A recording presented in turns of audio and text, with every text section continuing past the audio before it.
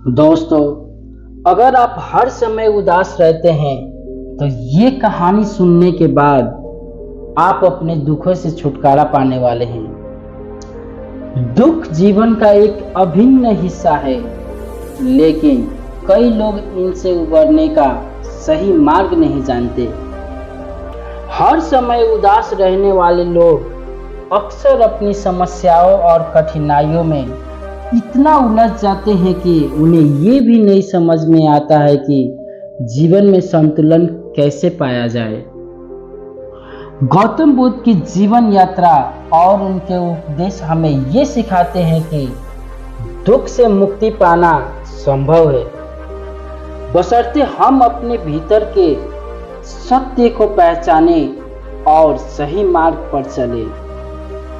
बुद्ध ने ये संदेश दिया है कि उदासी और दुख के पार जाकर हम सच्चे आनंद और शांति का अनुभव कर सकते हैं। ये कहानी उन लोगों के लिए है जो हमेशा उदासी और निराशा में डूबते रहते हैं। बुद्ध की ये कथा जीवन को नए दृष्टिकोण से देखने का अवसर देती है। एक समय की बात है, एक छोटे से गांव में एक युवक रहता था। युवक हर समय उदास और निराश रहता।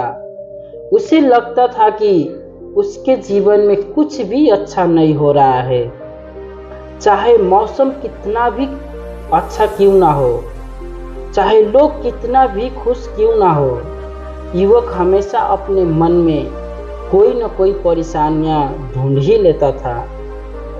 उसका चेहरा हमेशा भारी और उसके शब्द हमेशा उदासी से भरे रहते थे।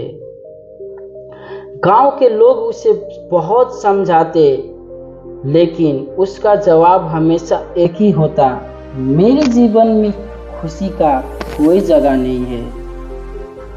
युवक का परिवार भी उसकी उस उदासी से परेशान रहते।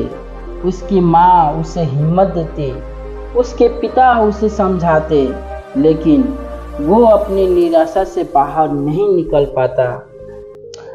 उसे लगता था कि संसार में सिर्फ दुख, संघर्ष और पीड़ा ही है।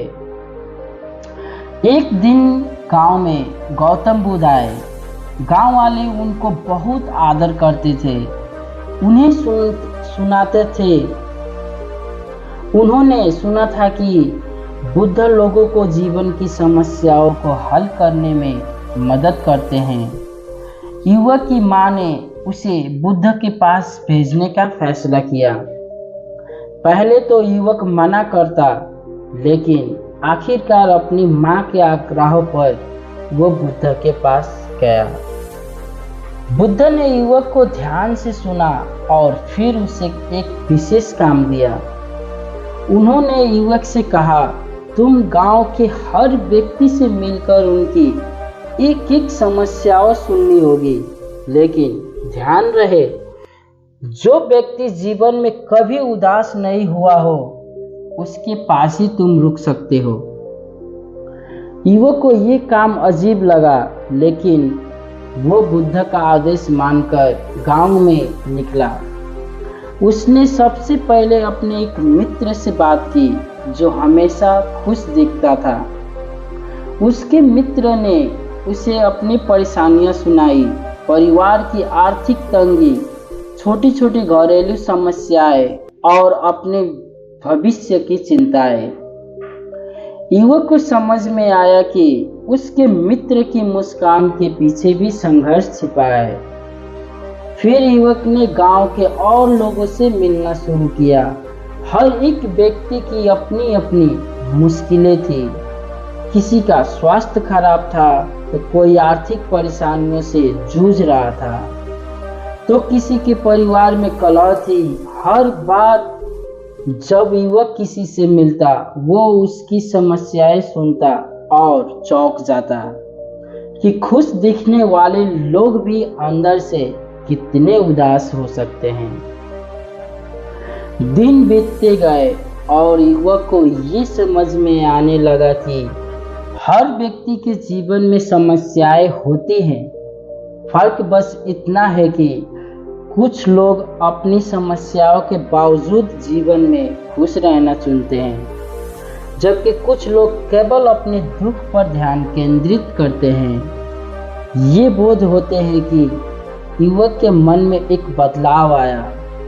उसे समझ में आया कि जीवन में उदासी और खुशियाँ दोनों का अस्तित्व है, लेकिन ये हमारे ऊपर निर्भर करता है कि हम किसे प्राथमिकता देते हैं। आखिरकार युवक वापस बुद्ध के पास गया और कहा, मैंने सीखा कि हर किसी के जीवन में समस्याएं हैं, लेकिन कुछ लोग उन्हें लेकर नहीं बैठते, वो आगे बढ़ जाते हैं। बुद्ध ने मुस्कुराते हुए कहा, यही जीवन का सत्य है। दुख और समस्याएं जीवन का हिस्सा है, लेकिन हमें यह तय करना होता है कि हम इन्हें किस तरह से देखते हैं। तुम जितना दुख पर ध्यान दोगे उतना ही वो बढ़ेगा, लेकिन अगर तुम अपने आसपास की छोटी छोटी खुशियों पर ध्यान दोगे तो जीवन में संतुलन और शांति पाओगे। युवक ने बुद्ध की बात मानकर अपने जीवन को एक नए दृष्टिकोण से देखना शुरू किया। उसकी अपनी उदासी से बाहर निकलने का प्रयास किया और धीरे धीरे उसने महसूस किया कि जीवन उतना कठिन नहीं है जितना वो समझता था। उसे केवल अपना नजरिया बदलने की आवश्यकता थी। तो सीख हमें इससे क्या मिलती है दोस्तों? जीवन में हर व्यक्ति के पास अपनी समस्याएं और कठिनाइयां होती है, लेकिन ये हम पर निर्भर करता है कि हम उन्हें कैसे संभालें।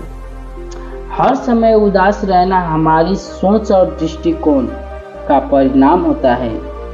अगर हम अपने जीवन में छोटी छोटी खुशियों को देखना और सीखते रहेंगे तो उदासी धीरे धीरे कम हो जाएगी। तो दोस्तों, अगर इस वीडियो से आपको कुछ सीखने को मिला होगा या वीडियो पसंद आया हो तो चैनल को सब्सक्राइब करें, कमेंट करें, लाइक करें और दोस्तों के साथ शेयर करना ना भूलें। तो चलिए मिलते हैं अगले वीडियो में, तब तक के लिए धन्यवाद।